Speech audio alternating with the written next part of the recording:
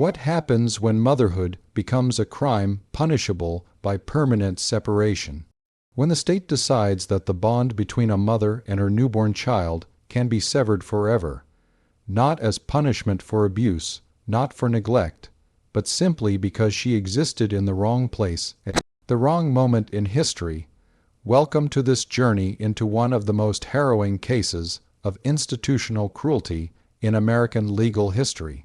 But before we descend into this darkness, I need you to ask yourself, does a woman lose her humanity when she commits a crime? Does she forfeit her right to hold her own child? Tell us where you're watching from right now and whether you believe that punishment should extend beyond the convicted to the innocent. Because by the end of this account, you may question everything you thought you knew about justice, mercy, and the price we make children pay for their parents' sins. While this script is based on historical practices of mother-child separation in American women's prisons during the mid-20th century, specific names and some details are fictionalized for narrative purposes. The policies described automatic termination of parental rights, immediate post-birth separation, sealed adoption records were real and widespread. Tennessee's Adoption Records Access Act is real, passed in 2017. In the archives of the Tennessee Department of Corrections, there exists a birth certificate that should not exist, a document from 1950, one listing the place of birth as Tennessee State Penitentiary for Women, Cell Block C, mother's occupation, inmate, attending physician, prison medical staff, and in the space where most certificates record those first precious moments of bonding, there is only this notation: infant removed 2 hours post delivery, permanent custody transferred, mother's rights terminated. We're about to delve into a mystery that destroyed countless lives, where the intersection of gender, poverty, and an unforgiving justice system created a machine designed to permanently separate mothers from their children, leaving scars that echo through generations. This isn't just a story about the past. This is a question about how we define punishment, how we value motherhood, and whether redemption is possible when society has already decided you are unredeemable. It was the year 1949. World War II had ended 4 years earlier. America was entering an age of prosperity and conformity, and the image of the ideal woman was crystallizing: suburban, domestic, devoted to husband and children. But beneath that gleaming surface of normalcy, thousands of women lived in a parallel America, one of grinding poverty, domestic violence, desperation, an injustice system that viewed female criminality not just as law-breaking, but as a fundamental violation of womanhood itself. And in the prisons where these women were sent, a policy existed that was so cruel, so absolute in its severance of the most primal human bond, that it would haunt everyone it touched for the rest of their lives, because in America's women's prisons, motherhood was not a right. It was a privilege that could be revoked forever. Let me take you to a place that existed in the shadows of American consciousness, a place where women disappeared not just from freedom, but from the very definition of what society considered human. The Tennessee State Penitentiary for Women sat like a festering wound on the outskirts of Nashville. Built in 1897, the facility was never meant to house the numbers it eventually held. The building itself was a monument to Victorian ideas about female criminality, the architecture designed not just to confine, but to reform through deprivation and shame.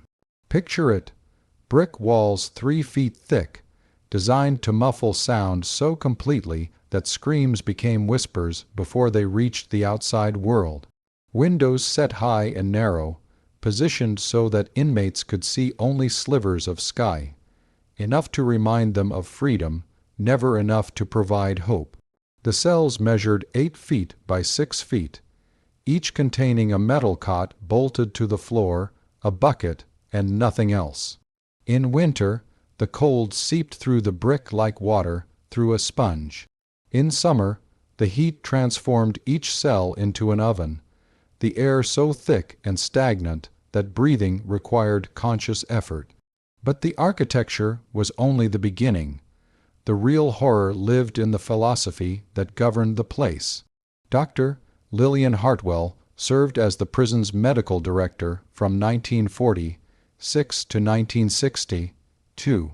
Her personnel file, discovered in the Tennessee State Archives in 2007, contains a letter she wrote to the prison board in 1948, outlining her views on pregnant inmates. The women who arrive here in a state of pregnancy present a unique challenge to our rehabilitation efforts. They have already demonstrated through their criminal behavior a fundamental unsuitability for motherhood. To allow these women to form attachments to their offspring would be to perpetuate cycles of criminality and moral degradation. The most merciful course, for both mother and child, is immediate and permanent separation. The mother must be made to understand that her choices have consequences that extend beyond her own life. The child must be given the opportunity to be raised in a morally sound environment, free from the taint of maternal criminality. Read that again. Let it settle into your consciousness. This wasn't written in the Victorian era. This was written in an America that had just defeated fascism, in an America that was supposedly embracing modern psychological understanding. This was policy, codified and defended, written by a woman with a medical degree. But here's what makes this even more disturbing. Dr. Hartwell wasn't some outlier. She wasn't a rogue actor operating outside the bounds of acceptable practice. She was mainstream. Her views were echoed in prisons across the country, in court opinions, in social work journals. The permanent separation of incarcerated mothers from their newborns wasn't seen as cruel. It was seen as enlightened, progressive even, because in mid-20th century America, the punishment for female criminality was never just about paying a debt to society. It was about being stripped of your identity as a woman, and nothing defined womanhood more completely than motherhood. The women who populated these prisons came from America's invisible margins. They were poor, almost universally. Many were victims of domestic violence who had finally struck back. Others had turned to prostitution, to theft, to forgery in desperate attempts to feed children or escape abusive partners. Some had committed violent crimes, yes, but even among those women, pregnancy didn't discriminate. Life, with its terrible insistence, continued regardless of concrete walls and barred windows. And when life manifested as pregnancy within those walls, a machinery activated that was designed with terrifying efficiency to ensure that new life would never know its mother's touch beyond those first hours. This is where our story truly begins, with a woman whose name was Margaret Rose Hennigan, though the historical record tried very hard to make her disappear. Margaret Rose was 23 years old when she entered the Tennessee State Penitentiary for Women on March 15, 1949. Her crime, armed robbery of a grocery store in Memphis, though the details of that crime reveal layers of desperation that the official record flattened into simple criminality. She and her common-law husband, James Hennigan, had held up the corner market on Beale Street, taking $47 from the register. No one was hurt. The gun, it was later revealed, wasn't even loaded. But context never mattered much to the courts in cases involving women. Margaret's court-appointed attorney spent less than an hour on her defense. The trial lasted a day and a half. The judge, Lawrence Pritchard, was known for what he called his zero-tolerance approach to female criminality. In his courtroom, women received harsher sentences than men for comparable crimes, a pattern documented by legal scholars who later studied his records. Margaret received 15 years. Her husband James received 7 years and was sent to a different facility. Neither of them knew, on that March day when the prison van carried Margaret through the gates, that she was pregnant. She wouldn't know herself for another month. The first hint of wrongness, the kind of wrongness that permeated every aspect of life in that prison, came during Margaret's initial medical examination. The examination itself was a violation, conducted not by Dr. Hartwell, but by a male prison physician whose hands were rough and whose comments were deliberately cruel. This was standard practice, former inmates later revealed. The medical examination was designed to be dehumanizing, to establish from the first moment that your body was no longer your own. But pregnancy, at least in those early weeks, remained hidden. Margaret's body kept its secret while she learned the rhythms of prison life. The 6 a.m. wake-up bell that clanged through the corridors like judgment itself, the watery gruel served for breakfast, the work assignments in the prison laundry where steam and chemical fumes created a permanent fog, the lockdown at 8 p.m. when each woman disappeared into her cell and the lights went dark, and there was nothing left but the sounds of weeping, praying, and the occasional scream that the walls were designed to contain. Margaret shared her cell with a woman named Dorothy Klein, 41 years old, serving life for killing her husband. Dorothy had been in the prison for 6 years. She knew how things worked. She knew which guards could be reasoned with and which ones took pleasure in cruelty. She knew the unwritten rules, the hierarchies, the ways to survive with some fragment of dignity intact. It was Dorothy who first noticed the changes in Margaret's body, who saw her vomiting into the bucket each morning, who recognized the peculiar way Margaret held herself, one hand unconsciously protective across her belly. And it was Dorothy who sat with Margaret on the night of April 23rd, when Margaret finally admitted what she had been denying even to herself, and told her what was coming. "They'll take it," Dorothy said. Her voice, according to Margaret's later testimony, was flat with the certainty of experience. "The minute it's born, they'll take it away. You'll never see it again. They don't even let you name it." Margaret didn't believe her. Couldn't believe her. Surely there were laws. Surely there was some basic human right that protected the bond between mother and child. Surely, even in prison, there were limits to cruelty. There weren't. When Margaret's pregnancy was officially confirmed by the prison medical staff in May of 1949, a series of mechanisms activated that had nothing to do with health care and everything to do with control. First came the transfer. Pregnant inmates were moved to a special wing of the prison, not for their protection or comfort, but for administrative convenience. The maternity ward, as it was euphemistically called, consisted of 4 cells at the far end of cell block C, as far from the main population as possible. The placement was deliberate.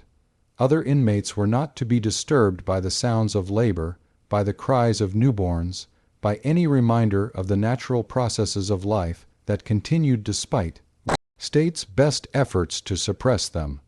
Margaret was moved on May 17th. She carried her few possessions, a change of clothes, a Bible her mother had sent, a photograph of James that she had hidden in her mattress, down the long corridor while other inmates watched through the bars of their cells. Some of them called out words of encouragement. Others simply stared with the hollow-eyed recognition of women who had walked that same path. Dorothy Klein's last words to her, spoken in a whisper as guards hurried Margaret along, "Fight for it. When they try to take it, you fight." The maternity ward held 3 other pregnant women when Margaret arrived. Their stories, like Margaret's, were studies in desperation. Ruth Anderson, 19, in for check fraud, 5 months pregnant. Kathleen Morrison, 27, convicted of prostitution, 7 months along, and Eleanor Price, 31, serving time for assault, pregnant with her fourth child, the other three already in state custody. These women formed a community of shared dread. They knew what was coming. Some of them had already experienced it. Elinor had given birth to her third child in this same ward 2 years earlier, had felt the baby pulled from her arms after 90 minutes of holding him, had never learned his adopted name or where he had been taken. At night, in whispered conversations that guards pretended not to hear, they shared strategies. Kathleen swore she would refuse to hand over her baby, that they would have to forcibly remove the child from her arms. Ruth talked about legal appeals, about getting a lawyer to fight for custody rights. Elinor said nothing at all, her silence heavy with the knowledge of futility.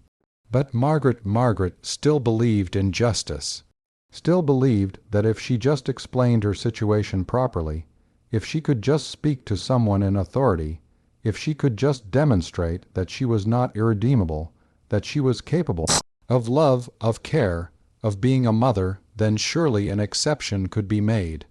On June 3rd, she requested a meeting with the warden. Warden Harriet Blackwood had run the Tennessee State Penitentiary for women since 1943. She was 56 years old, a widow, childless. Her approach to prison management was militaristic. She believed in discipline, in order, in the systematic breaking down and theoretical rebuilding of the women in her charge. Former staff members who worked under her described a woman who was not deliberately cruel, but whose complete lack of empathy had the same effect. The meeting took place in Warden Blackwood's office, a space that revealed everything about her priorities. Walls bare except for framed prison regulations. A desk kept scrupulously empty save for a single-file folder, windows that looked not out toward the town but inward, toward the prison yard where inmates walked in silent circles. Margaret, 6 months pregnant by then, her belly visible beneath the shapeless prison dress, sat in a straight, backed chair while Warden Blackwood reviewed her file. The transcript of this meeting, preserved because a clerk was present to take notes, is a masterclass in institutional cruelty masquerading as procedure. Blackwood, you requested this meeting to discuss your pregnancy.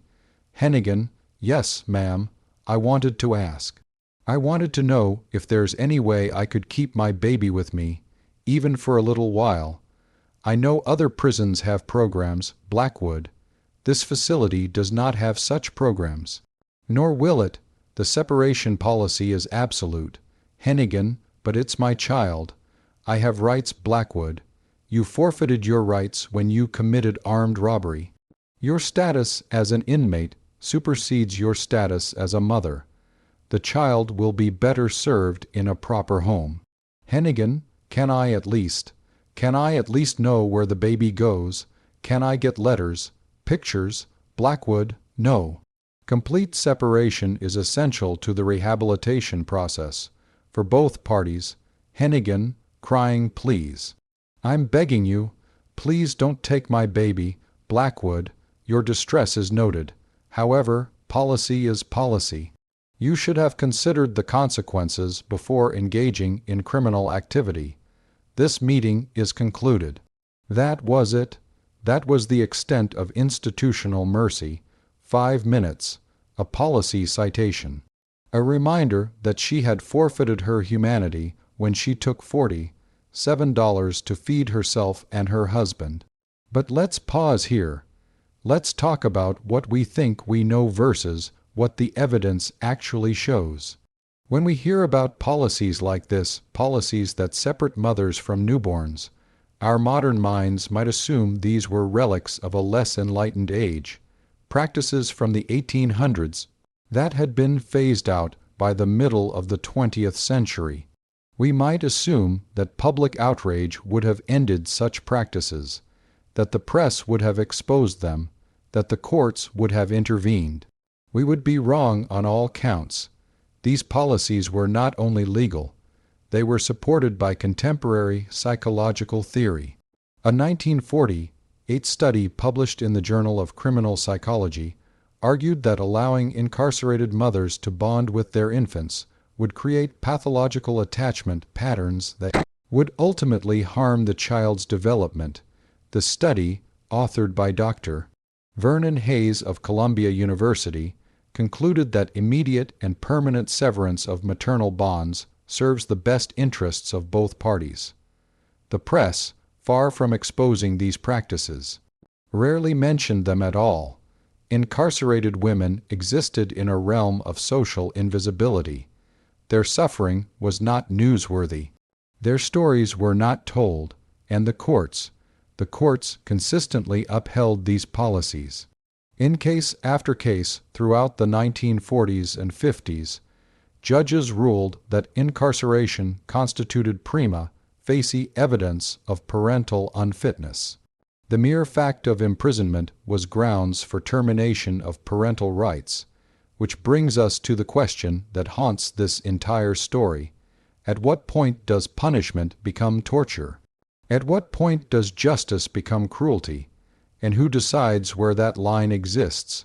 The months of Margaret's pregnancy unfolded within the confines of cell block C like a countdown to an execution. Because that's what it was, really the systematic killing of hope, the methodical destruction of the primal bond between mother and child before it could even form. Medical care during pregnancy was minimal. Dr. Hartwell conducted monthly examinations that were clinical to the point of cruelty, examinations performed without compassion, without acknowledgement that the woman on the table was about to experience one of the most profound losses a human being can endure. The doctor's notes, preserved in Margaret's medical file, read like veterinary records: weight gain tracked, blood pressure measured, fetal heartbeat noted. Never once did she record Margaret's emotional state, her fears, her grief. The other pregnant women in the ward became Margaret's only source of support. Eleanor Price, who had lived through this nightmare twice before, tried to prepare her for what was coming. But how do you prepare someone for the deliberate severing of the strongest human bond? How do you steel yourself against institutional cruelty when your body is preparing for the opposite, for nurturing, for protection, for love? Ruth Anderson gave birth first, in late July. The sounds of her labor echoed through cell block C, hours of screaming that the guards made no effort to quiet, screams that served as a terrible preview for the other pregnant women who listened and counted their own weeks remaining. Ruth's baby was a girl. Margaret never saw the child, but she heard it, the sharp cry of new life, impossibly loud in that place of death and confinement. And then, 90 minutes later, she heard something worse, Ruth screaming no, no, please, followed by the wails of a baby being carried away. When Ruth returned to the ward 3 days later, protocol required post-birth recovery in the prison infirmary. She was a shell. She didn't speak for 2 weeks. When she finally did, her first words were to Margaret. They told me her name was Sarah. That's the only thing I know. They wouldn't tell me who adopted her, where she went. Nothing.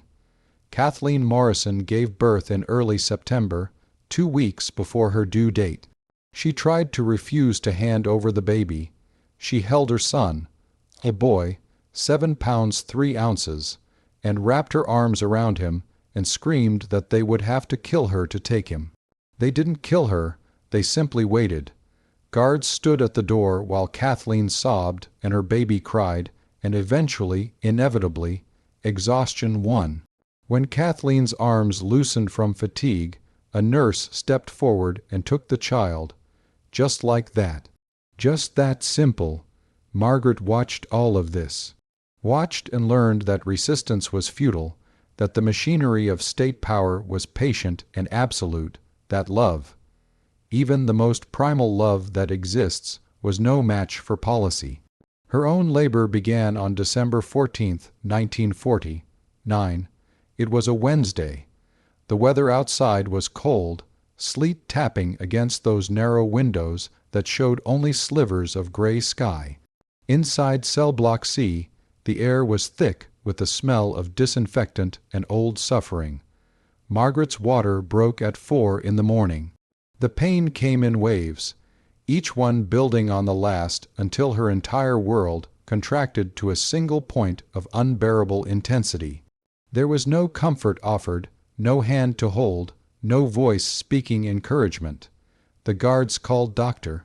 Hartwell, who arrived 2 hours later, examined Margaret with the same clinical detachment she brought to all her work, and determined that labor would likely continue for several more hours. Eleanor Price, whose cell was next to Margaret's, called out through the walls, "You can do this. Just breathe. You're strong." But strength had nothing to do with what was required. This wasn't about enduring pain. This was about surviving the knowledge that the person you were about to meet, the person your body was working so desperately to bring into the world, would be taken from you. Not because you were unfit, not because you were dangerous, simply because you had committed a crime and the state had decided that your punishment must extend to the innocent life you had created. The birth itself took 11 hours. 11 hours of labor in that cold cell, on that metal cot, with Dr. Hartwell checking in periodically with the same emotional investment. A mechanic might show a malfunctioning engine. At 3:40, 7 in the afternoon on December 14, 1949, Margaret Rose Hennigan gave birth to a daughter. 6 pounds, 9 ounces, healthy, perfect, for 2 hours, exactly 2 hours, timed with institutional precision. Margaret was allowed to hold her child. The baby girl, still unnamed because Margaret was not permitted to name her, nursed successfully. Margaret counted 10 fingers, 10 toes. She studied every detail of that tiny face, trying to memorize features that would haunt her for the rest of her life. She whispered things that no one else heard, promises she knew she couldn't keep, apologies for a life this child would never know. Love poured out in a desperate torrent, as if 2 hours of devotion could somehow compensate for a lifetime of absence. At 5:40, 7 p.m., precisely on schedule, a nurse entered the cell. A social worker from the State Welfare Department stood in the doorway, clipboard in hand, ready to process the paperwork that would legally sever Margaret's parental rights. The nurse, a woman named Patricia Edwards, had done this dozens of times. Her movements were efficient. Step forward, reach down, lift the infant from the mother's arms. The routine never varied, but this time something did vary. Margaret didn't scream, didn't resist. Instead, she did something that Nurse Edwards would later describe in her own diary, a diary discovered by Margaret's granddaughter in 2019 when Edwards died and her effects were sorted. Margaret looked at the nurse and said, very quietly, "Her name is Grace. Please remember that. Please tell her, someday, that her mother named her Grace." And then she handed over her daughter, just opened her arms and let the nurse take the baby away. Because what choice did she have? What choice had she ever had? Nurse Edwards wrote in her diary that night, "I have participated in 43 infant transfers from incarcerated mothers. This is the part of my job I hate most. Today was the worst. The mother Hennigan, she didn't fight. I almost wish she had fought. Her surrender was more devastating than any resistance could have been. When I took the baby, her arms stayed open for a moment, as if she couldn't quite comprehend the emptiness. I have children of my own. I went home tonight and held them and wept. This job is destroying my soul, but I need the paycheck. God forgive us for what we do in the name of justice." The baby, Grace, though that name would not appear on any official document, was taken to the Tennessee Department of Public Welfare. Within 24 hours, she had been placed with prospective adoptive parents. Within 3 months, the adoption was finalized. Her new name was recorded as Jennifer Marie Patterson. Her adoptive parents, George and Louise Patterson, were informed that the birth mother was deceased, a lie that was standard practice, designed to prevent any future contact.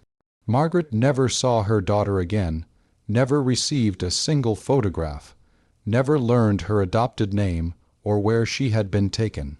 The days following the separation were, by all accounts, the darkest period of Margaret's incarceration.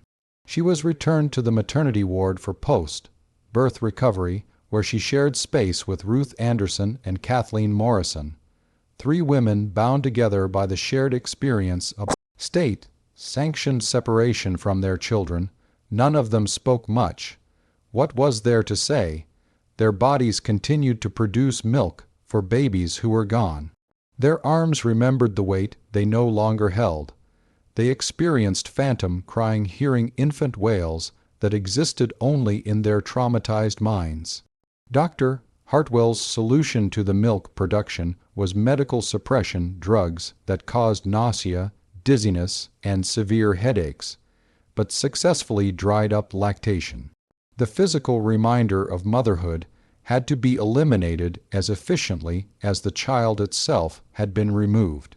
But you can't suppress grief with medication. You can't eliminate the psychological impact of forced separation through institutional efficiency. Margaret fell into a depression so severe that she stopped eating, stopped speaking, spent her days staring at the sliver of sky visible through her cell window. The prison psychologist, Dr. Nathan Morse, evaluated her and concluded that she was experiencing typical post-partum adjustment compounded by the stress of incarceration, a diagnosis that managed to pathologize her completely. Natural grief response. It was Eleanor Price who finally pulled Margaret back from the edge. Eleanor, who had lost 3 children to this system, who carried that grief like a stone in her chest every single day, somehow found the strength to sit with Margaret and tell her a truth that was both terrible and necessary. You have to survive, Eleanor said. You have to live through your sentence and get out of here, because that baby, your Grace, she might come looking for you someday. And when she does, you need to be alive to answer her questions. It was a thin thread of hope, barely substantial enough to grasp. But it was something. And sometimes, in the depths of institutional cruelty, something is enough to keep you breathing through another day. Margaret served 11 years of her 15-year sentence. She was released on parole in 1960 on the condition that she maintain employment and report monthly to a parole officer. She left the Tennessee State Penitentiary for women at age 34, having entered at 23. 11 years, her entire 20s consumed by concrete and bars, and the permanent absence of a daughter she had held for exactly 2 hours. She never married, never had other children. She worked as a seamstress in Nashville, living in a 1-room apartment above a dry goods store. She attended church every Sunday at the same small congregation, sat in the same pew, and prayed for a daughter whose face she could barely remember. Every year, on December 14th, she took the day off work, sat alone in her apartment, and allowed herself to grieve. It was the only time she permitted herself that vulnerability, that acknowledgement of loss. She died in 1997, at age 71, of heart failure. She died alone in that same 1-room apartment. The obituary in the Nashville Tennessean was 3 sentences long. It did not mention that she had given birth to a daughter. It did not mention the Tennessee State Penitentiary for women. It did not mention any of the things that had defined her life. Margaret Rose Hennigan died believing that her daughter had never come looking for her. Died believing that Grace, or whatever name she carried, had no idea she existed. She was wrong. Jennifer Marie Patterson, the child who had been Grace Hennigan for exactly 2 hours, grew up in suburban Memphis in a comfortable middle-class home. Her adoptive parents were loving, supportive, and truthful about her adoption. They told her from early childhood that she was chosen, that she was loved, that her birth mother had wanted the best for her. They also told her that her birth mother was dead, because that's what they had been told. Because the state of Tennessee, in its infinite wisdom, had decided that complete severance required complete falsehood. Jennifer lived her life believing she had been orphaned by death rather than separated by policy. She became a teacher, married, had 2 children of her own. She thought about her birth mother, sometimes wondered what she had looked like, what circumstances had led to the adoption. But she mourned her as one mourns someone forever beyond reach. In 2015, when Jennifer was 65 years old and recently retired, she decided to do a DNA test through one of the popular ancestry websites. She was curious about her ethnic background, about distant relatives she might discover. She expected to find cousins, perhaps, genetic connections to people she had never met. What she found instead was a match labeled as a first-degree relative, a woman named Sarah Hennigan, living in Ohio, who shared 25% of Jennifer's DNA. Sarah Hennigan was the daughter of James Hennigan, the man who had participated in that long-ago robbery with Margaret Rose. James had remarried after his release from prison, had built a new life, had a daughter he named Sarah. He had died in 1994, but before his death, he had told Sarah about his first love, a woman named Margaret Rose who had gone to prison with him, who had been pregnant when she was incarcerated. Sarah, who had always wondered about this mysterious woman her father spoke of with such regret, had done her own DNA test. When she matched with Jennifer, she immediately understood what the connection meant. The 2 women connected, shared stories. Piece by piece, they reconstructed the truth that the state of Tennessee had worked so hard to obscure. Sarah told Jennifer about Margaret Rose Hennigan, showed her the few photographs she had managed to find, told her that Margaret had died 18 years earlier, alone, still mourning a daughter she believed had never wanted to know her. And this is where the story becomes almost unbearable in its cruel irony. Margaret had tried to find her daughter multiple times. Starting in the 1960s, as adoption search and reunion movements began to gain traction, Margaret had contacted the Tennessee Department of Public Welfare requesting information about her daughter's whereabouts. Every request was denied. The adoption records were sealed. Margaret's parental rights had been terminated. She had no legal standing to request information. In 1973, Margaret hired a lawyer spending money she could barely afford to file a petition with the court requesting that her daughter be informed that Margaret was alive and wished for contact if the daughter desired it. The petition was denied. The judge ruled that the interests of the adoptive family and the stability of the child's upbringing outweigh the biological mother's desire for contact. Jennifer Grace was 23 years old when that petition was filed, the same age her mother had been when she entered prison. She was married by then, pregnant with her first child. She would have welcomed contact, would have been overjoyed to know her birth mother was alive.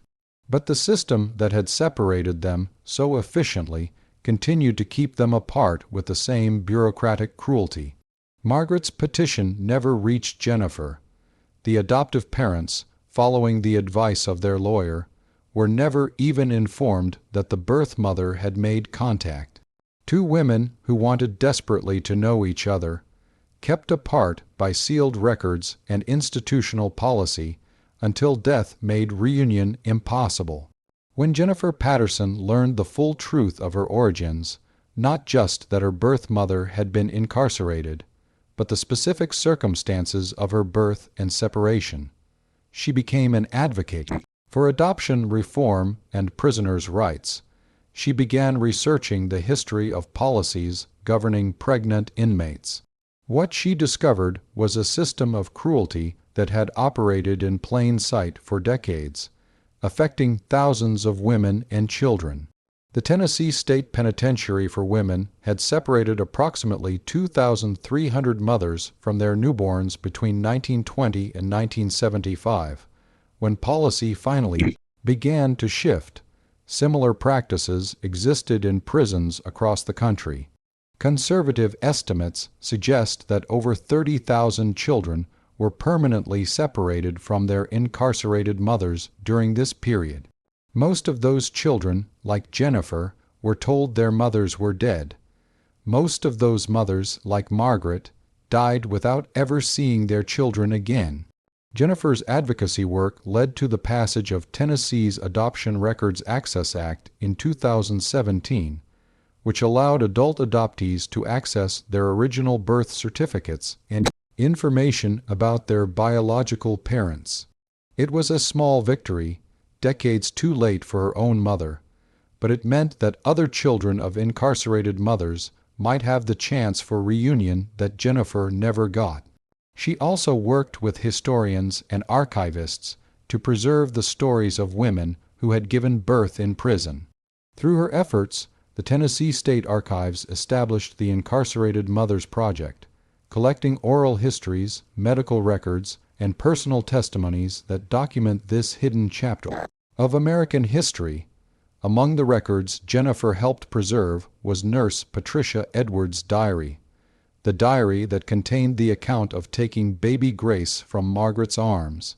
Reading that entry, Jennifer wept for the mother she never knew, for the woman who had surrendered her daughter with such quiet dignity, who had given her a name that would never appear on any official document but was nonetheless real, Grace. She had been Grace for 2 hours, and then she had been Jennifer for 65 years.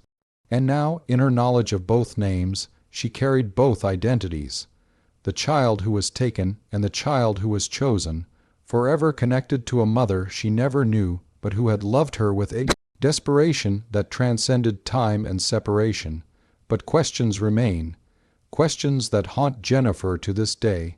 What would her life have been like if she had known her mother? What conversations might they have had? What understanding might they have reached? Her mother died believing herself forgotten, abandoned, when the truth was exactly the opposite. She had been remembered every day by a system designed to make forgetting impossible. How many other women died with that same false belief? How many children grew up thinking themselves orphaned when their mothers were alive and searching for them? How many families were destroyed by policies that called themselves justice, but were really just systematic cruelty dressed in legal language? Perhaps these questions are meant to remain unanswered. Perhaps the not knowing is the punishment we deserve for forgetting these women, for allowing their suffering to be hidden behind prison walls and sealed records. The story of Margaret Rose Hennigan and her daughter Grace remains devastating not because of what happened, but because of what it reveals about how we define punishment, how we value motherhood, and how easily we discard the humanity of those we've deemed unworthy. 2,300 women in one prison alone. Over 30,000 children nationwide. These aren't just statistics. These are mothers who counted 10 fingers and 10 toes and tried to memorize faces they would never see again. These are children who grew up with phantom absences they couldn't name. These are families destroyed by a system that believed criminality erased motherhood, that punishment should extend from the guilty to the innocent, that love between a mother and child was privilege that could be permanently revoked, and we allowed this to happen, not in some distant, barbaric past, but within living memory, not as some aberration from civilized norms, but as official policy supported by doctors, psychologists, judges, and lawmakers who truly believed they were acting in everyone's best interest. To this day, pregnant women give birth in American prisons. While policies have improved, some facilities now allow limited bonding time. Some have nursery programs that permit mothers to keep their infants for several months. The fundamental question remains: how do we balance punishment with humanity? At what point does justice become cruelty? And who pays the price when we get that balance wrong? Jennifer Patterson visits her mother's grave now. She brings flowers on December 14th every year, the day Grace was born and taken away, the day that defined both of their lives even though they never knew each other. She sits at that gravestone and tells her mother things that Margaret died without hearing: that she was loved, that she was searched for, that she was never forgotten. And on silent December nights in Nashville, when sleet taps against windows the way it did in 1949, when the temperature drops and the sky shows only gray slivers through narrow openings, some people claim they can hear it. I sound like weeping, like a mother's grief that never found its ending, like all the names that were given and then erased echoing through time. Most dismiss it as wind, as imagination, as the mind playing tricks in darkness. But some know better. Because the past is never truly past when its wounds have never healed, when its injustices have never been fully addressed, when its victims died without the closure they deserved. If this journey into one of the most harrowing chapters of American institutional history resonated with you, if you find yourself thinking about Margaret and Grace and all the mothers and children whose names we don't know, then this channel has more truths waiting in the shadows. Subscribe if you're willing to confront the uncomfortable questions about justice and humanity that history tries to bury. Leave a like if this account provoked something deeper than entertainment, if it made you question how we define punishment, how we value redemption, how easily we separate people from their humanity when we've decided they're unworthy of it. And in the comments, I want to know, where is the line between justice and cruelty? Should children pay for their parents' crimes? Does incarceration erase a person's capacity to love, to nurture, to be human? Would you have stood with the women fighting for their babies? Would you have stood with the system that took them away? Or, like most of us, would you have simply looked away because their suffering was too uncomfortable to witness? Until next time, remember the most terrifying stories are the ones that force us to see ourselves clearly. The ones that make us ask not how could they, but how could we?